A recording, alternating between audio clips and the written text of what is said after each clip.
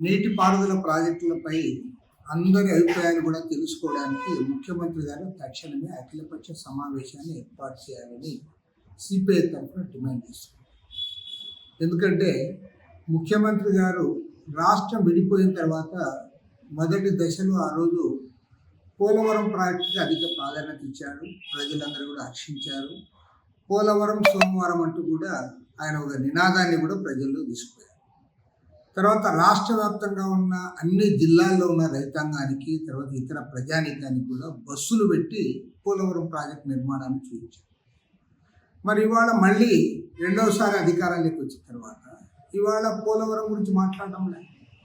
కేంద్ర ప్రభుత్వం పోలవరం ఎత్తు తగ్గిస్తే దాని గురించి మీరు మాట్లాడలేకపోతా ఉన్నారు. ఇవాళ పూర్తి స్థాయి ప్రయోజనాలు నెరవేరని పరిస్థితి దానికి వచ్చింది. అదేవిధంగా పెండింగ్ ఇరిగేషన్ ప్రాజెక్టులు ఏవైతే ఉన్నాయో, హంద్రీ నీవా, గాలేరు నగరి, వెలుగొండ ప్రాజెక్టు, వాటి గురించి ఏమాత్రం మాట్లాడరు. ఉత్తరాంధ్ర ప్రాజెక్టుల గురించి మీరు మాట్లాడరు. కర్నూలు జిల్లాలో అత్యంత కరువు పీడిత ప్రాంతము, వలసలు జరుగుతున్న ప్రాంతము, ఆ ప్రాంత ప్రాజెక్టుల గురించి ఏమాత్రం కూడా ఎక్కడ ప్రస్తావన లేదు. ఇవాళ కొత్తగా పోలవరం బనకచెర్ల అని చెప్పి దాని చుట్టూ తిప్పారు. దాంతోనే రాయలసీమ అంతా సస్యశ్యామలం అవుతుందన్నారు. మళ్ళీ ఇప్పుడు పోలవరం బనకచెర్ల కాదు, పోలవరం సోమశిల వరకు ఉంటుంది. తర్వాత ఇంకొక దాని అలైన్మెంట్ మారుస్తామని చెప్పి మీరు చెప్తా ఉన్నారు. అసలు మీరు ఎప్పుడు ఏం మాట్లాడుతూ ఉన్నారు? ప్రజల్ని కన్ఫ్యూజ్ చేస్తున్నారు. కాబట్టి ఏమంటే ప్రాధాన్యత క్రమంలో ప్రాజెక్టుల నిర్మాణం జరగాలి.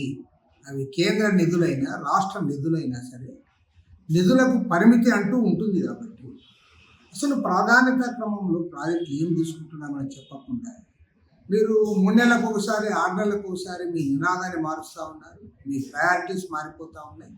ప్రజల్ని కన్ఫ్యూజ్ చేస్తూ ఉన్నారు. అసలు ప్రభుత్వం కన్ఫ్యూజ్ అయ్యి ప్రజల్ని కన్ఫ్యూజ్ చేస్తూ ఉన్నారా, లేకపోతే ప్రజల గురించి మీరు ఆలోచిస్తూ ఉన్నారా? కాబట్టి వీటన్నిటిపైన కూడా చర్చ జరగాలి.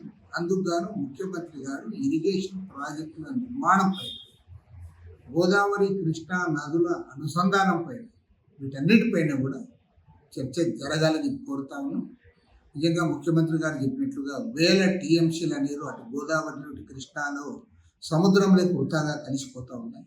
ఆ నీటిని ఉపయోగించుకోవాలనేది ప్రజలందరూ కూడా కోరుకుంటా ఉన్నారు. అందుకు అనుగుణంగా ప్రాజెక్టుల నిర్మాణం జరగాలని చెప్పి వెనుకబడిన ప్రాంతాలకు, ప్రత్యేకించి ప్రకాశం జిల్లా, రాయలసీమ, ఉత్తరాంధ్ర ప్రాజెక్టులకు ప్రాధాన్యత ఇవ్వాలని చెప్పి సిపిఐ తరఫున డిమాండ్ చేస్తుంది.